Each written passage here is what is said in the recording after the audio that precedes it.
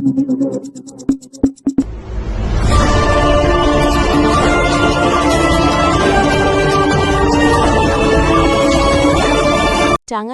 ৮টি সংসদীয় আসনের মধ্যে প্রথম ধাপে 4টি আসনের মোট 9 জন প্রার্থীর মনোনয়নপত্র বাতিল। দর্শক, নির্বাচনী সংবাদে স্বাগত। শুনছিলেন শিরোনাম। আমাদের সহকর্মী মাহবুব সুমনের তথ্য ও ভিডিও চিত্রে এবার বিস্তারিত। আপনাদের সাথে আছি আমি সাবিনা আফরিন। ত্রয়োদশ জাতীয় সংসদ নির্বাচনের জেলায় সংসদীয় 8টি আসনের মধ্যে প্রথম ধাপে 4টি আসনে মোট 9 জন প্রার্থীর মনোনয়নপত্র বাতিল করা হয়েছে।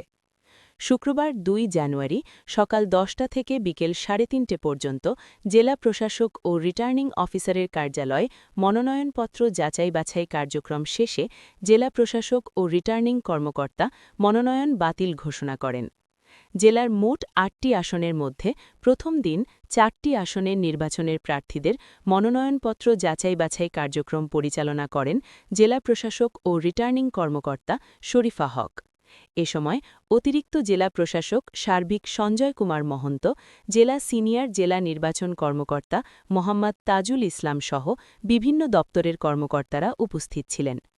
মনোনয়নপত্র যাচাই বাছাইয়ে টাঙ্গাইল 1 আসনে 3 প্রার্থী এবং টাঙ্গাইল 2 আসনে 1 জন, টাঙ্গাইল 3 আসনে 2 জন এবং টাঙ্গাইল 4 আসনে 3 জন প্রার্থীর মনোনয়নপত্র বাতিল করা হয়েছে।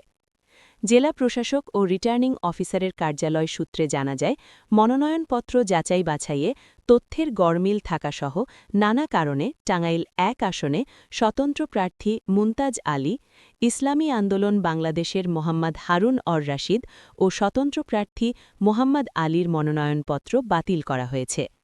টাঙ্গাইল 2 আসনে ইসলামী আন্দোলন বাংলাদেশের প্রার্থী মোহাম্মদ মনোয়ার হোসেন সাগরের মনোনয়নপত্র বাতিল করা হয়েছে।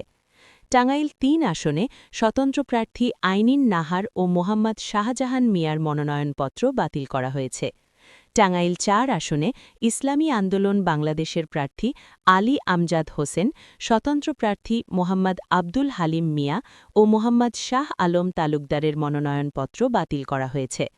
জেলা প্রশাসক ও রিটার্নিং কর্মকর্তা শরীফা হক জানান, প্রথম ধাপে 4টি সংসদীয় আসনের প্রার্থীদের মনোনয়ন বাছাই করা হয়েছে।